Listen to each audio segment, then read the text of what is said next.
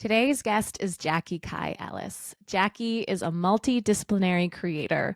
She's a designer, best-selling author, pastry chef, entrepreneur, TV host, and advice columnist.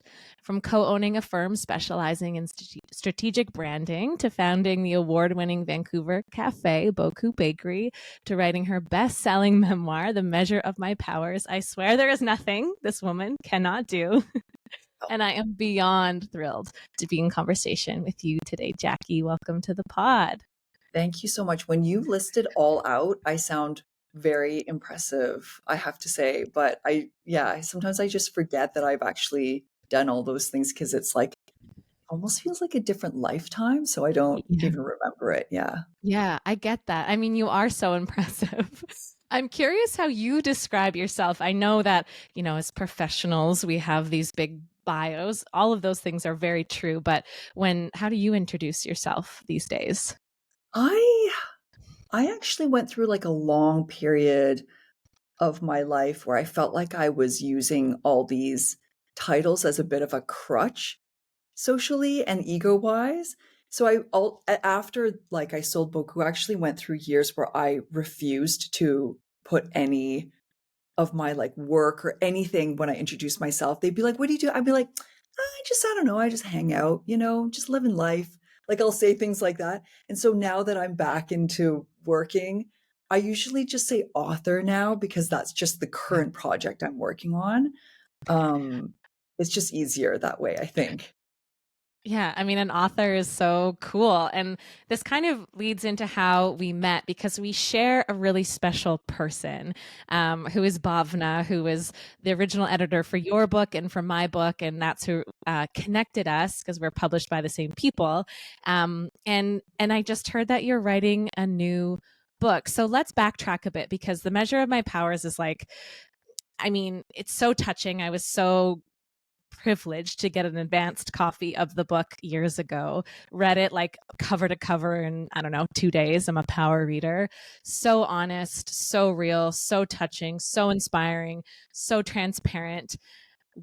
What was that process of writing the first book? And now we'll get to what it's like doing it again. But what was the first process of writing the book? I think because back then I was writing things in retrospect. So I'd experienced all these things. I had gotten through them. I felt like I was on the other side of them. So I was talking about things like depression, very challenging and heartbreaking marriage, breaking up. I was talking about finding myself for the first time, um, and realizing, who I was as an individual and coming into my own power for the first time. But I was writing it all like, oh, yeah, this is what happened, and I want to tell you my story. And this time around, I'm writing about it while I'm still going through it. And it's Mm. more about, oh, your story continues, and depression sometimes comes back, and you can lose your power, and you can come back into it again, and then lose it again, and come back into it again on micro scales and macro scales.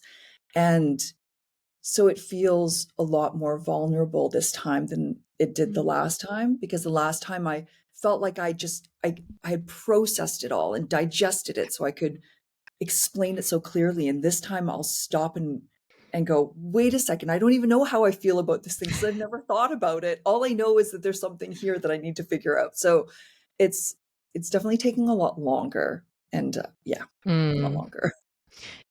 Yeah, we have this saying, like as a yoga teacher, when we teach from the scar and not the wound. But it sounds like the first book you were writing from the scar; it had healed, and you're writing about the thing that happened. And now you're sort of in not necessarily the wound place, but maybe sometimes where it's so fresh, and you're trying to articulate the current day situation. So, what is this book about? Book two.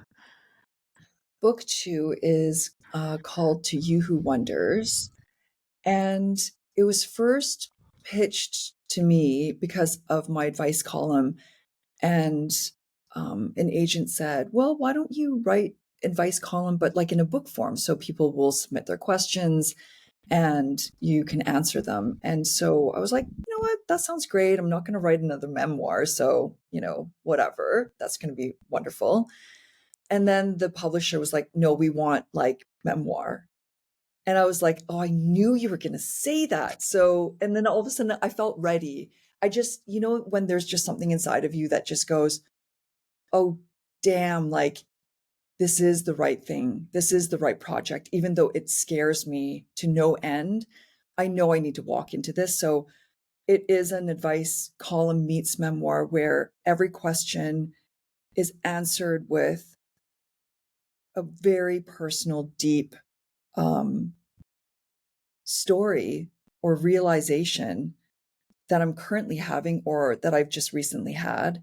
And it really is just memoir through sharing stories with someone. So it's much like you're sitting at, catching up with a friend and they're saying, I'm going through this thing. Like, what do you think? And you just go, yeah, I get it. I went through this thing too. And this is what happened. And I'm still figuring it out. But at least we both know we're not alone now. Like, that's it. So yeah, that's the book in a nutshell. I love that. And I think it's so true. So often when we're seeking advice, we're really just seeking to be seen. And I think it's the asking of the question is really the medicine. And then for someone to say, hey, I hear you, I've been there, or I have something close I can relate to, versus providing a solution, which we don't always need. And I'm curious, the advice giving, was that always something natural that you had within you, or is this something that's come a little later in your career, in your life, that you wanted to start giving advice or sharing advice, like with your podcast and the advice column? Where did the advice giving come from? I don't know if I was always an advice giver, but I think it naturally started coming out after I'd written the book, or maybe after the bakery started and people were coming up to me asking me questions like, well, how do you live your passion? And how do you find what your dreams are? And what is your purpose? And then I would just naturally share my perspective on things. Um, but there is something really magical that happens when I go into that space of like connecting with people on that level.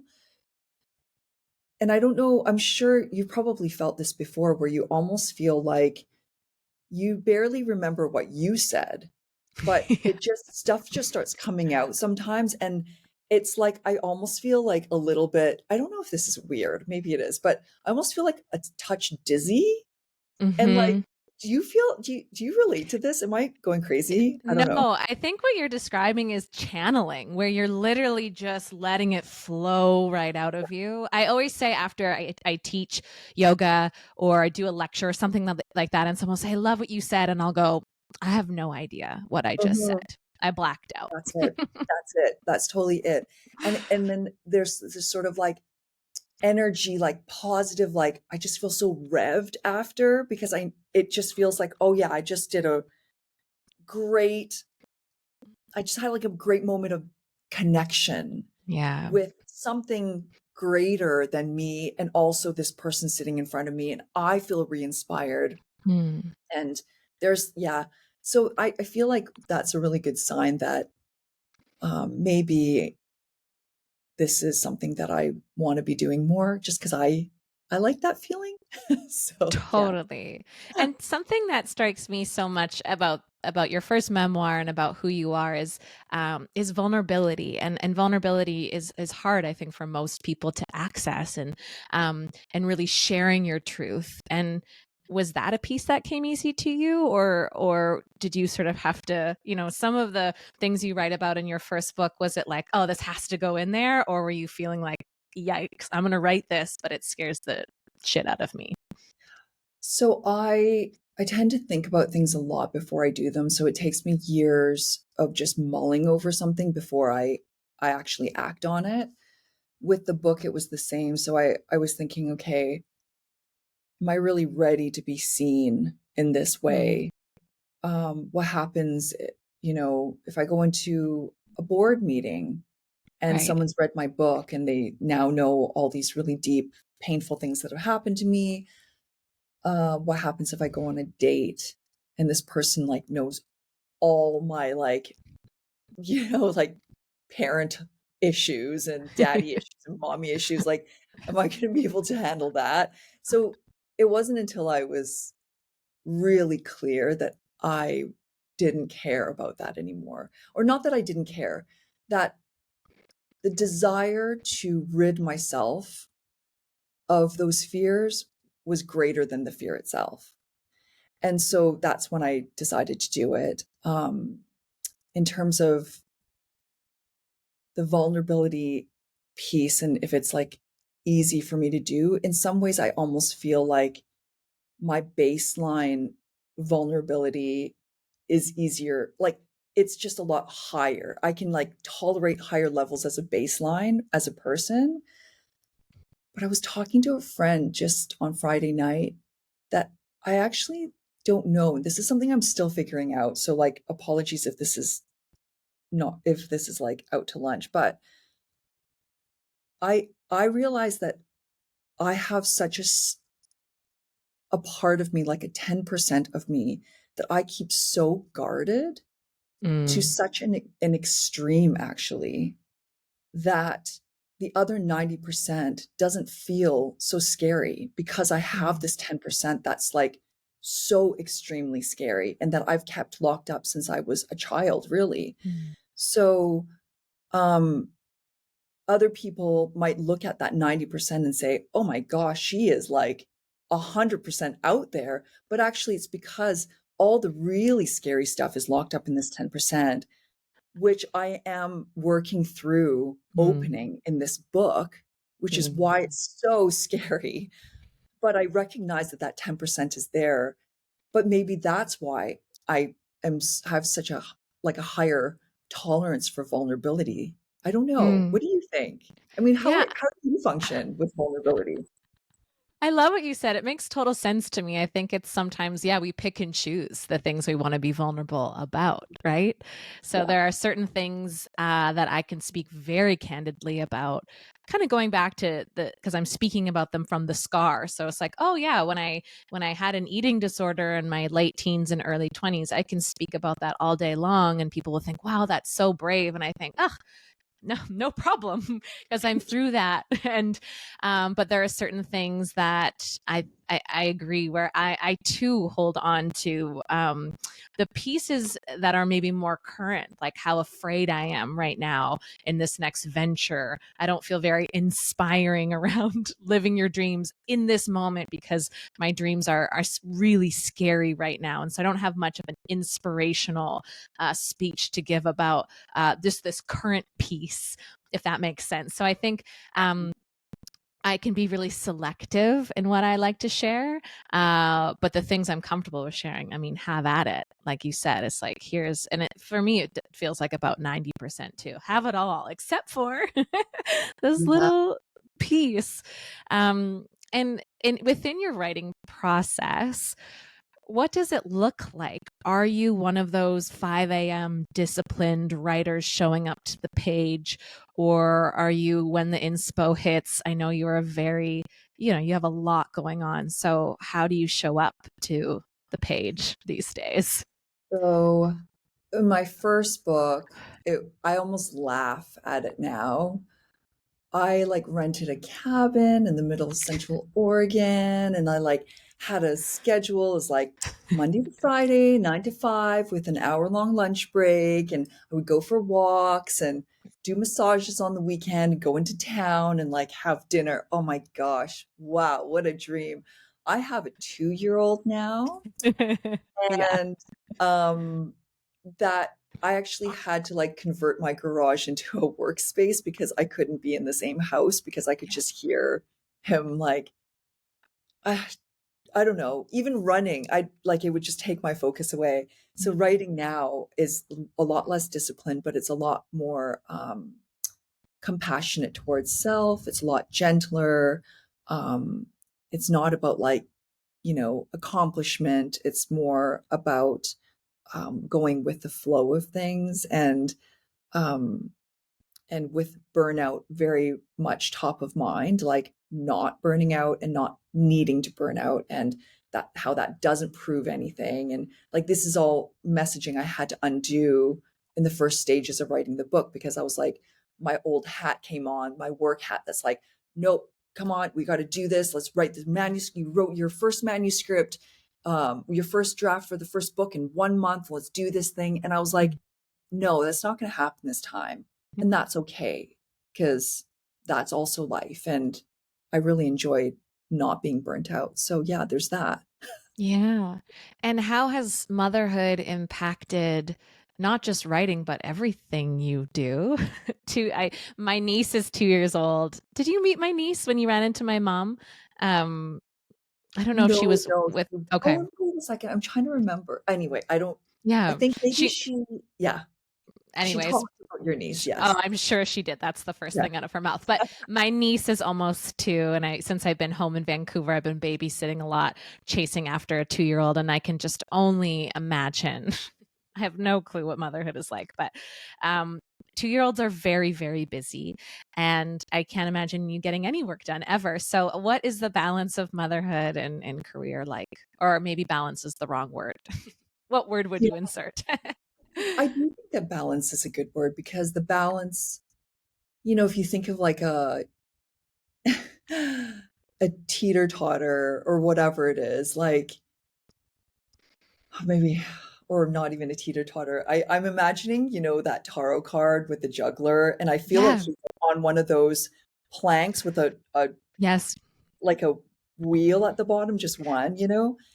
And it's almost like that. It's like, you know, how far to the edge do you need to go in order to balance this heavier thing? Like you're just constantly like doing this, and I think a big piece of the balance is actually really internal, at least for me, you Hmm. know, trying to sort through, you know, mother guilt. Like, Yeah. what is that? Where does it come from?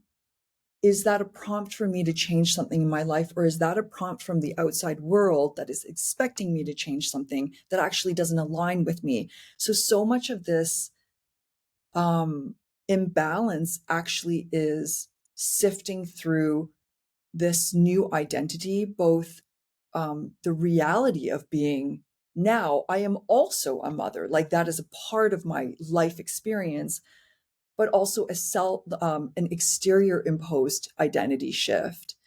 And Yeah. so it's like, and that's also constantly changing too, right? So this constant like, okay, wait, where does this come from?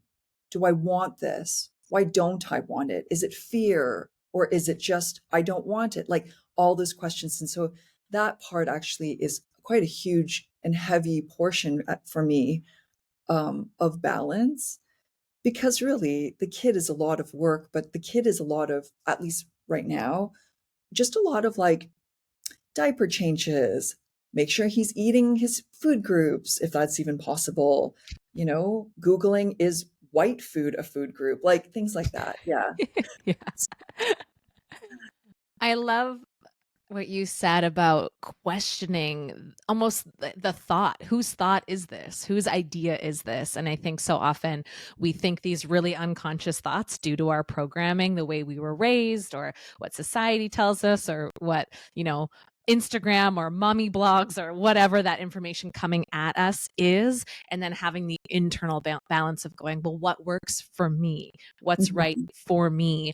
And I think throughout all iterations of your career, that's always the question I'm presuming you've asked. Does this work for me anymore? I mean, you had such a success with Boku Bakery. It's an institution. And I'm sure there were some people that said, well, why would you want to leave this? Or from the Mhm. outside of marriage and go, well, why would you want to leave this? And I really look to you as someone who continues to iterate on life similar to the way I do. And it's so nice to see another one out there that's like, and now we're going to do this. And it's not this, but it's this now. And how do you listen to that inner voice that says, time is up, time to move on, gotta go, gotta do the next thing, when maybe society or family or peers are saying, but why? Why are you doing that? Yeah, I think that I have been blessed with a low tolerance level for um, discomfort. I mean, okay, I shouldn't say that. Mm. That's not the right way to say it. I've been blessed with a low tolerance level for non-alignment. So it's I like, love that. yeah, it's like when something doesn't work for me, it really feels wrong. And it feels Yeah. wrong to the point where I feel like if I were to do it anymore, I'm just going to throw up. Yeah. And I just need to like break out of this thing. It feels heavier and heavier by the day. And the point at which I leave is the point where I just cannot justify staying anymore, regardless of what anyone else says. It's like, I just can't live like this. And that happened in my marriage. It happened with Boku. I was like, I can't do this anymore. Like, this does not feel okay. It's not giving me anything. I just feel heavy all the time. I feel like I'm living someone else's life. And that's the point at which I'm like, and it's not just a one day thing.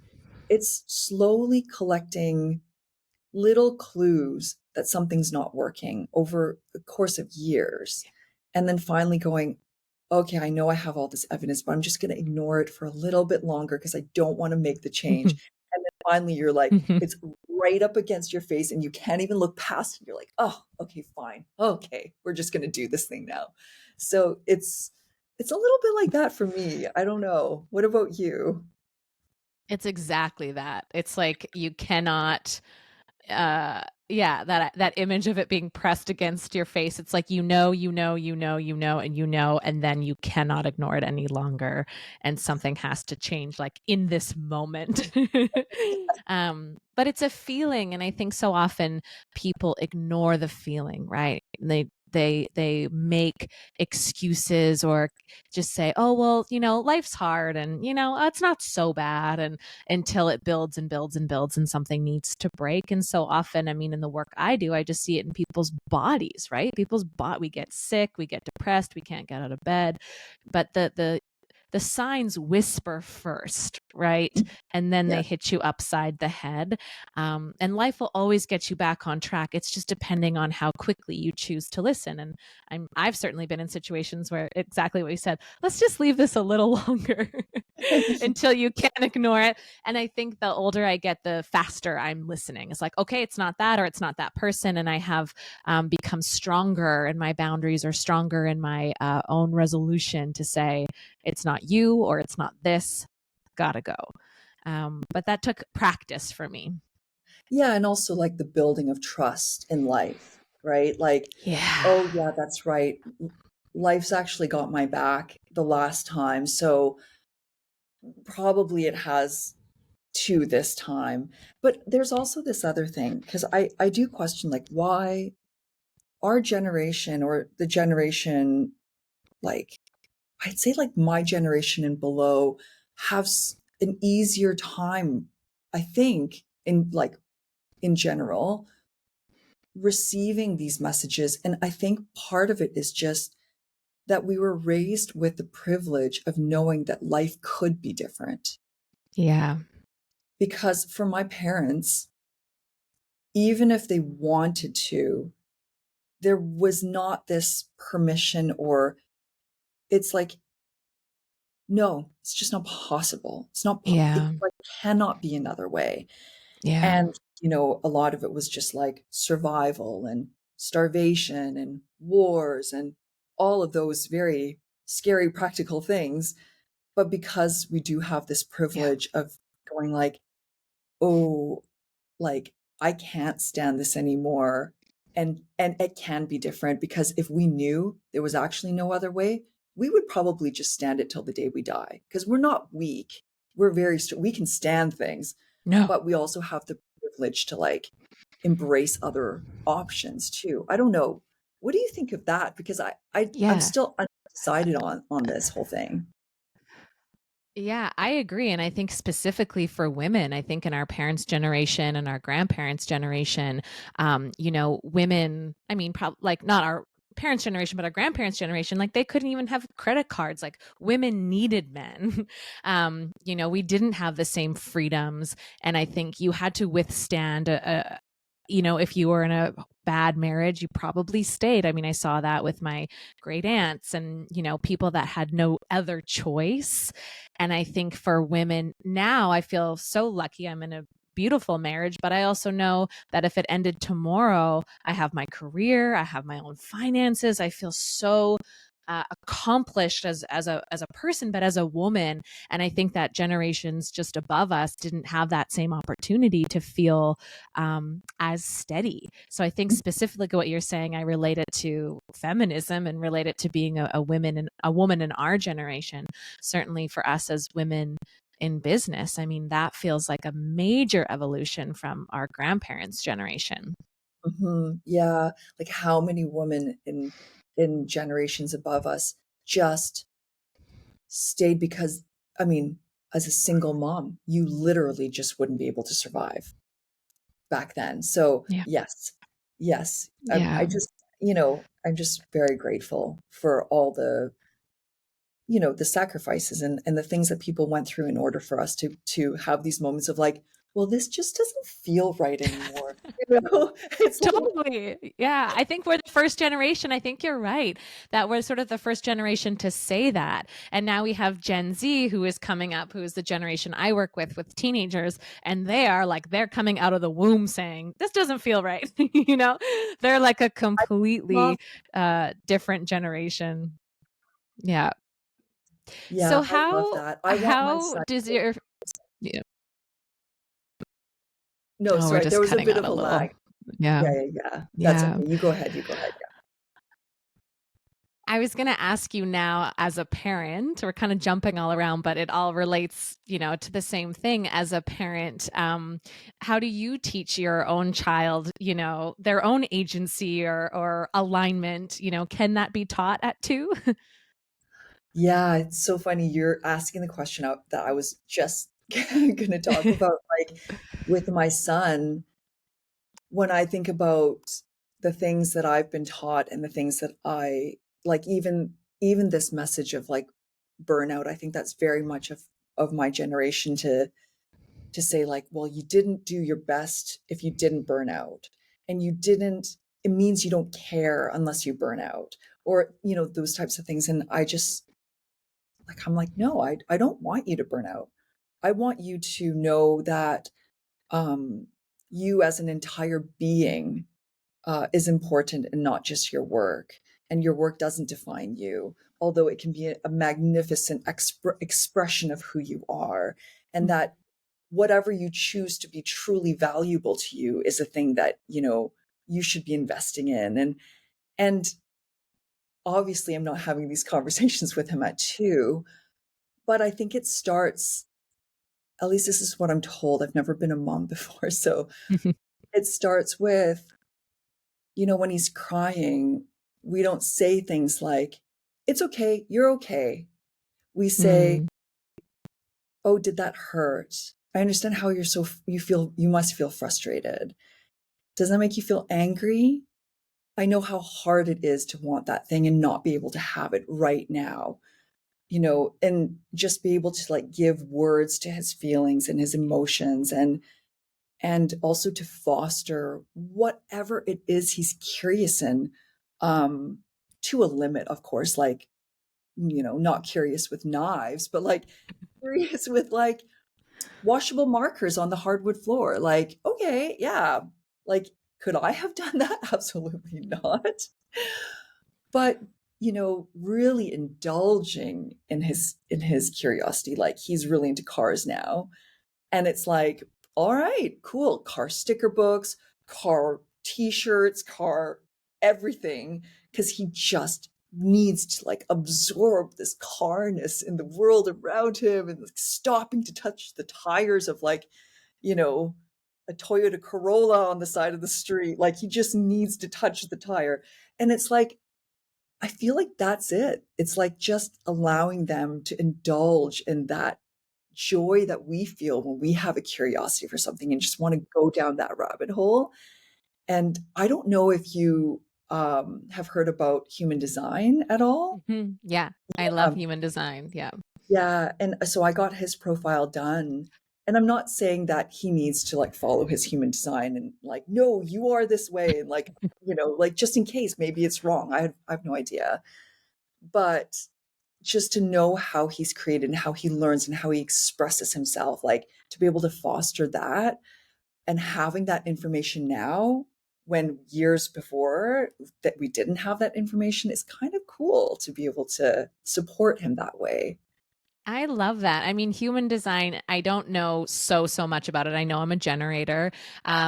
But the little I've read about it, and I love Enneagram, I love astrology, any type of framework that just gives you a little something to chew on and understand yourself better. And I love that you did it with your child because then it kind of shows you a little bit about, yeah, how he's perceiving the world and then to find learning styles and ways in which will be stimulating because let's face it, the school system kind of really only is like, you sit in a desk and you memorize things and do a test. It doesn't work for everyone's learning style. So I think parents have way more tools if you're open-minded to it to Mhm. really learn about your kid and then figure out ways to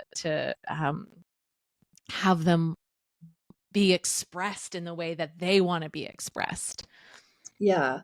Yeah, definitely. Like I just keep on thinking of raising children and like the analogies between that and gardening. It's like, what soil does this plant need? It needs a different soil than this other plant. And this plant likes shade and this plant likes sun and all the sorts of things. And I'm like, well, like, how am I going to make this home the best growing environment for this child to the best of my ability? Because I have my own ways of flourishing too that I need to keep into Yeah. consideration.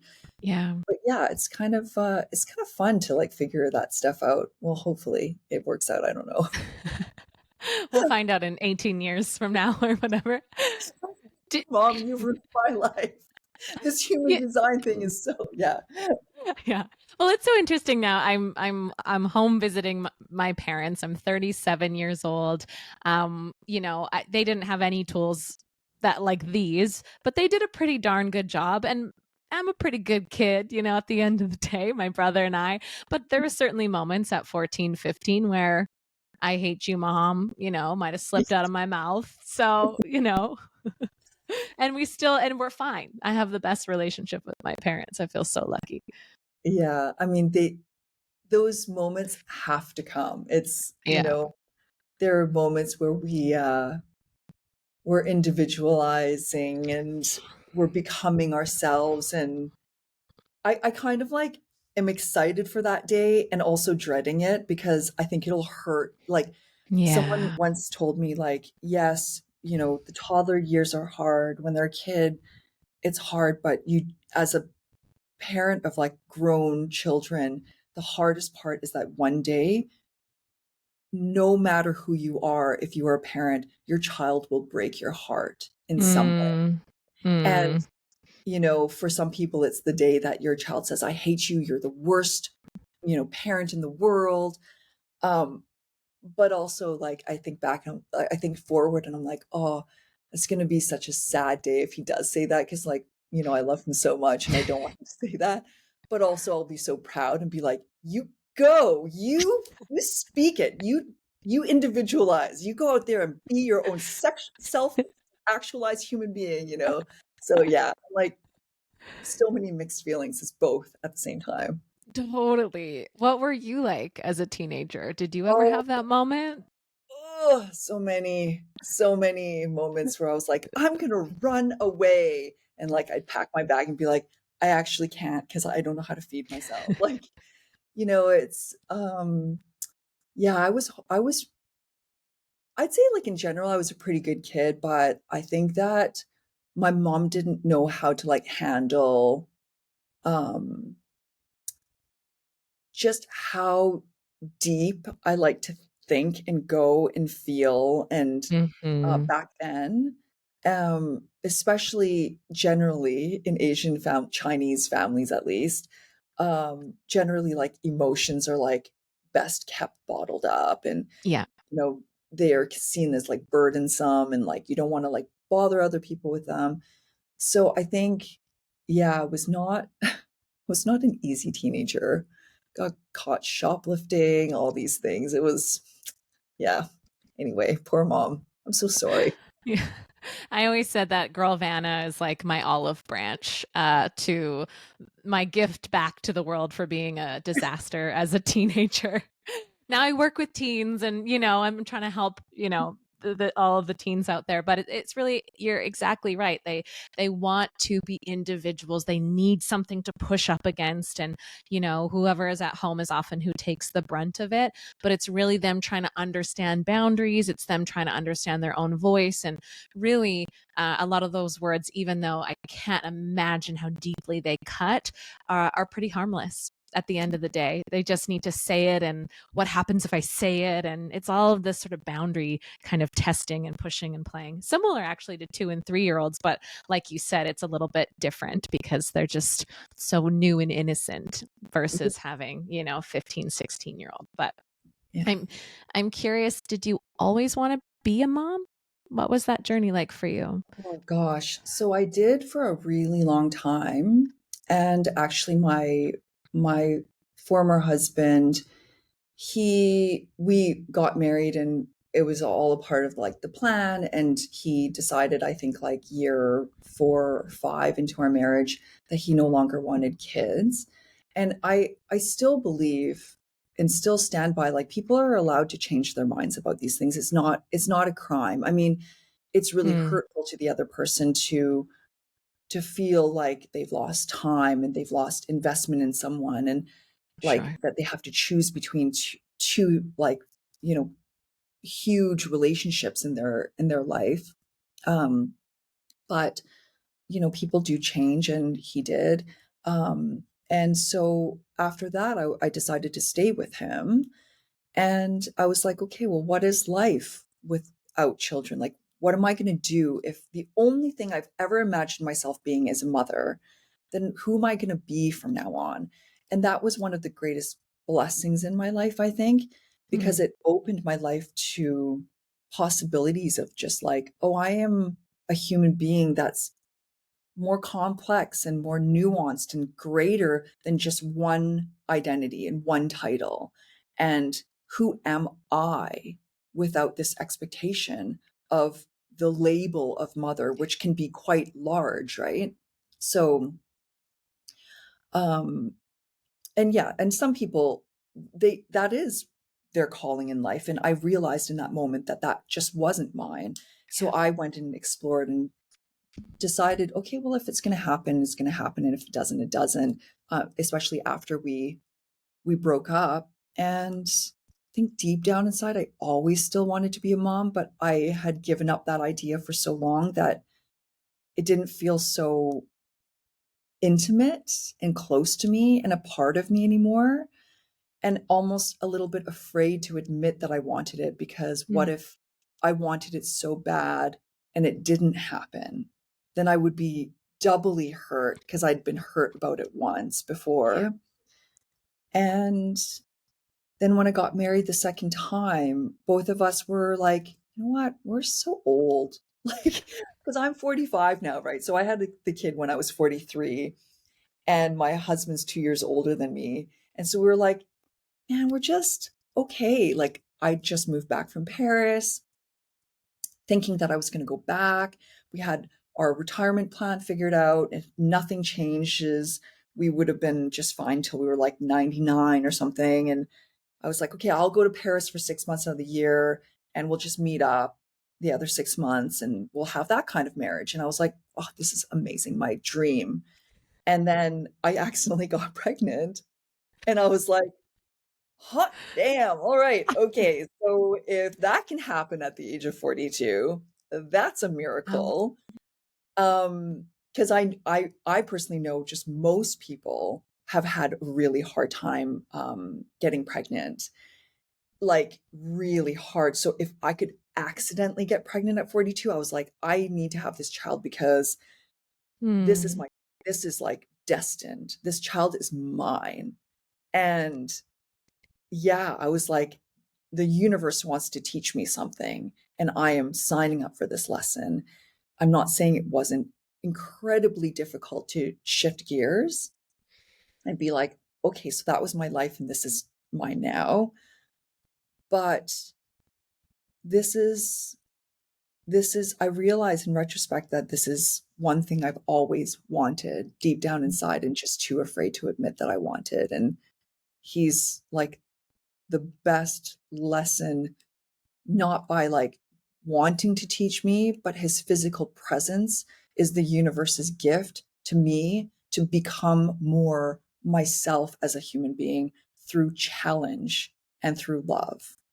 So yeah, it's just crazy. And I'm not saying that this stuff can't happen through other ways. Like I think I would have evolved and come into myself if, talking about what ifs, but yeah, this is the I think this is maybe the only way that I could have, because I was so emotionally closed off in that certain way. Like it opens that 10%.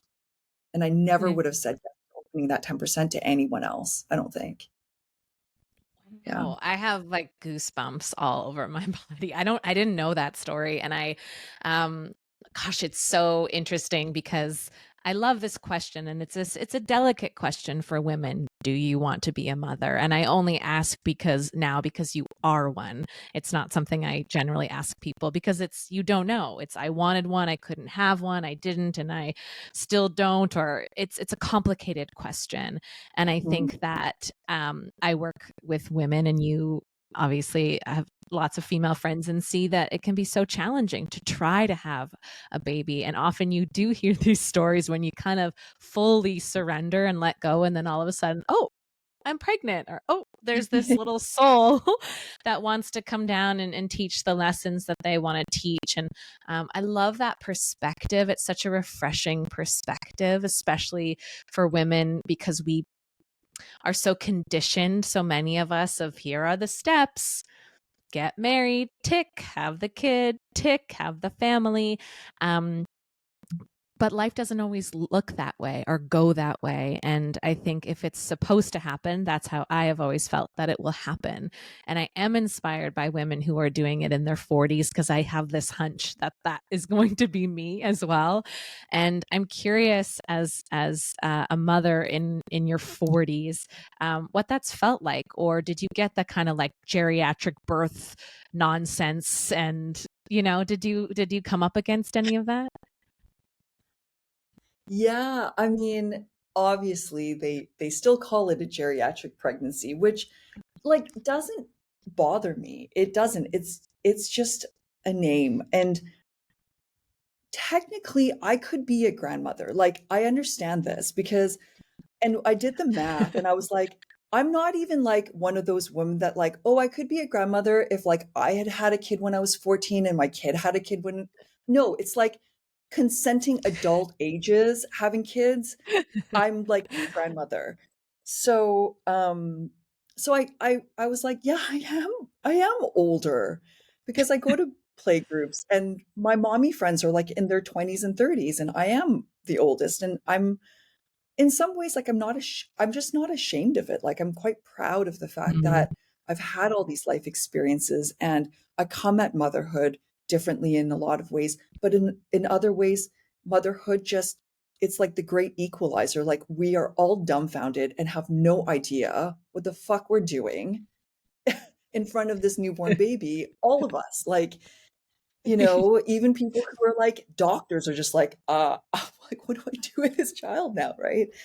So yeah, I don't know. The experience of mothering when in my older years, I think I don't know if people always say, "Oh, I don't have as much energy," but I don't know. I'm in those play groups and the other moms look just as tired as me. So I don't know Yeah. if like age is making that much of a difference when you've gone off of like 3 hours of sleep a night for the past 2 years or something. Um, I Right. think one difference it did make for me is that I had a life to compare it to. So Mm. I loved my life. I still love that old life. Like waking up, and Sundays were so like precious. Well, I guess every day was precious, but like I'd wake up and like have a bath in my Parisian clawfoot tub, and like the windows would be open into a courtyard and the breeze would come in, and I'd sit in the tub with my coffee and listen to a podcast or just think, you know, and I'd just be able to like cook whatever I wanted. If I just wanted to eat a bowl full of asparagus for dinner, that's what I did. Like this is that life where like you're so there's so much like autonomy and personal power, and it's so easy to follow your personal guidance and your desires and what, you know, follow your joy, because there's nothing crowding that space. And then fast forward to today where, you know, I've gone through moments of motherhood where I was like, I don't even know if I exist right now, because everything is being given to Yeah. this child.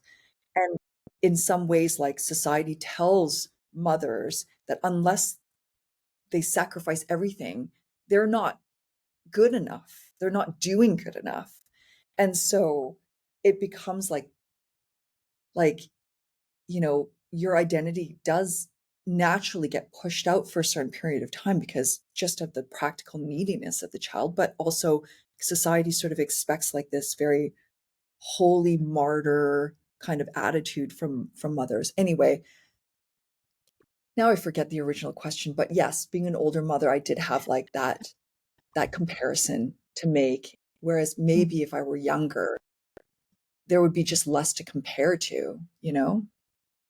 Yeah. No, I hear exactly what you're saying, and I have thought about that so often of my friends that had chose to have children younger and maybe didn't pursue career or travel in the same way. I sometimes feel like I don't know if this is going to come out right, but like, uh-oh, I just know too much about the world and I have such a beautiful life that I have a lot of fear around how much that is going to change because exactly what you said, I have so much to compare it to versus just sticking with the path. But, you know, we can't go back. The path is the path. We're never supposed to Yeah. really go and compare to some other life because it was never supposed to be your life. But these are sort of Yeah. my concerns as we look at motherhood. I'm like, oh man, exactly the picture you painted is like the life that I'm currently living. And so I'm like, where does a baby fit? But you figure it out, I guess, is what you do.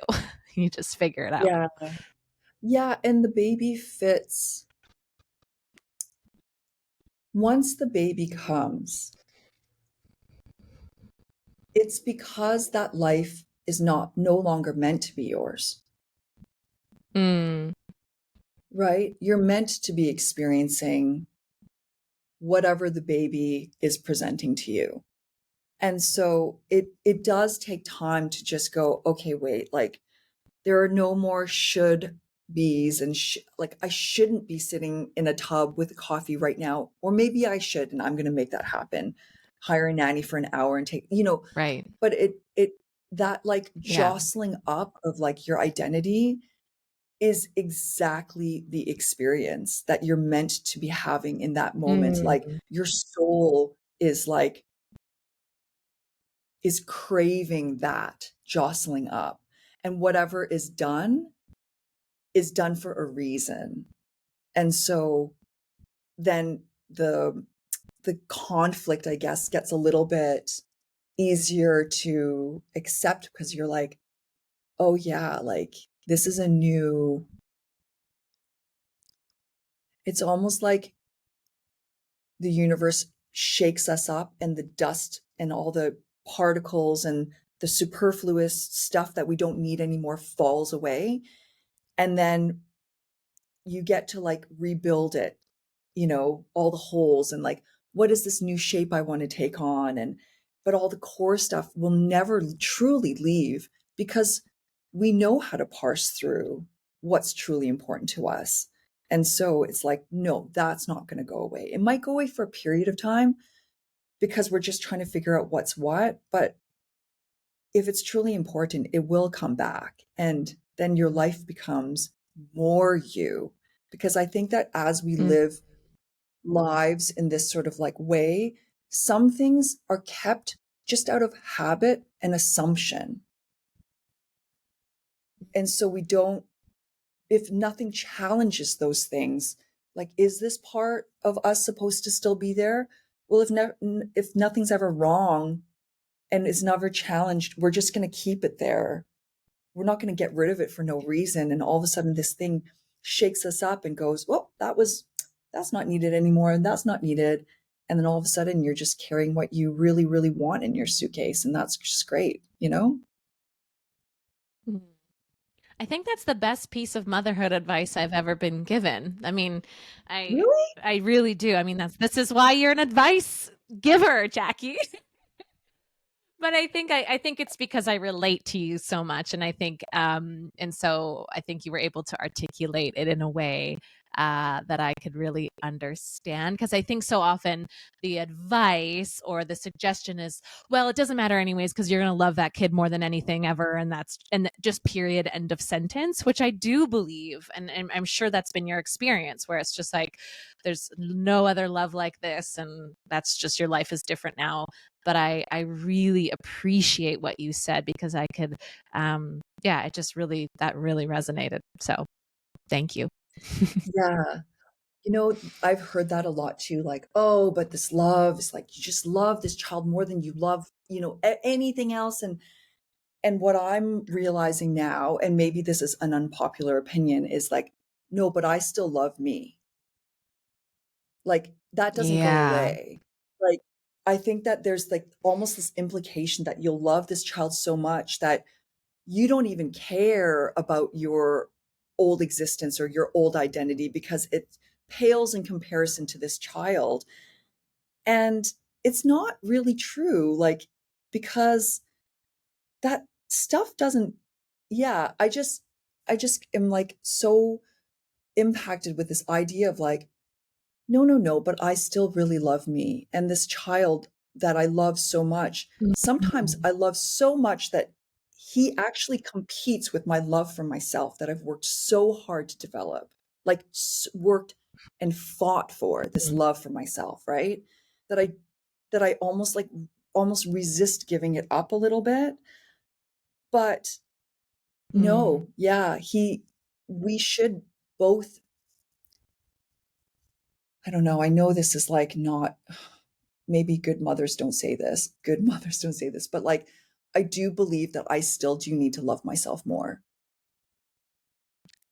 Absolutely. I think that it's the shedding of the old paradigm of martyr where you completely lay down your whole life for this child. And I think, when I compare to my mother-daughter relationship with my own mother, I think so much of my adulthood is trying to help her reclaim herself because she left herself way back in 1985, it's Mhm. like, no, like create your art, express yourself, you matter, lay the boundaries down, do women, I don't believe that women have to do that. I really think that you can keep sort of your own sovereign identity, self-love, like you said, the ways in which you fought for that you don't now have to throw it out the window because you have a child who needs you, can both exist. I just don't know if we have many examples of it. Yeah, and it's so exciting to create an example for yourself. Like, it is hard work. I've done a lot of feminist reading since having a child because I realize how patriarchal our society is. Like, I should have probably known it more before, but I've seen how insidious and destructive the messages can be, especially for mothers, particularly for mothers. Well, I shouldn't say particularly for mothers, because I think men really suffer from the patriarchy in the sense that, like, they don't feel like they can be involved in their child's life. They don't feel like they should be good at it. They don't feel like they Right. can embrace the emotions around it.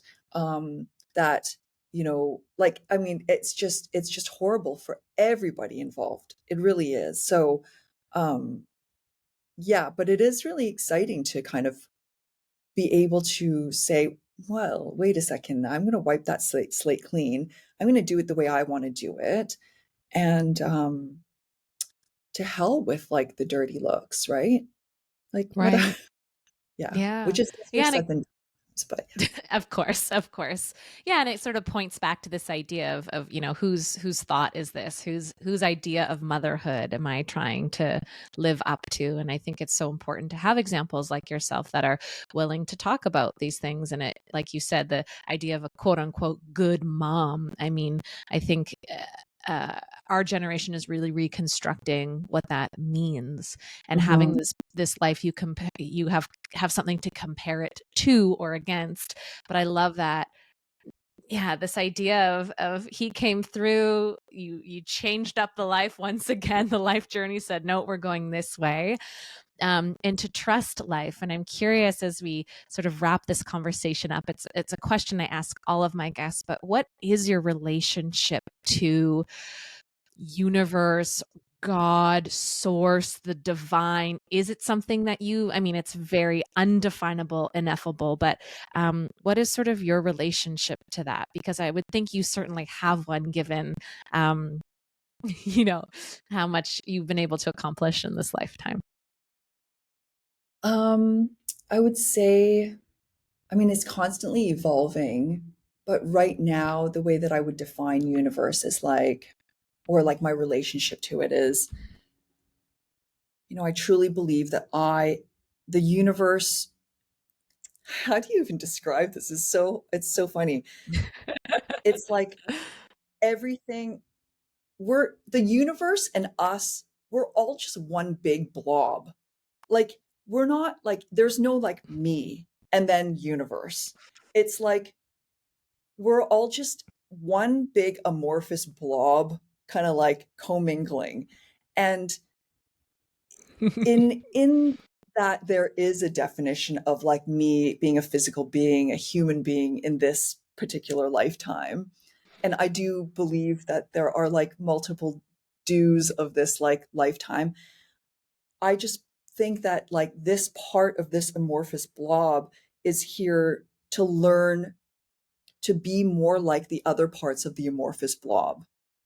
And so, whatever that is, like whether that's having a child or not having a child, or starting a business or not starting a business, or giving advice or not giving advice, like whatever it is, it's just in the attempt to learn how to reflect the most purest forms of the amorphous blob, like the most purest parts of it, and Mm, to become more like that in this lifetime. And so, but I do believe that every single mini amorphous blob within this amorphous blob is called to serve that purity in some way, in whatever way. And it could be as mm. simple as like you grow pretty flowers in your garden for other people to look at, and that could be it. But that's sort of, I think the service piece is a big part of it.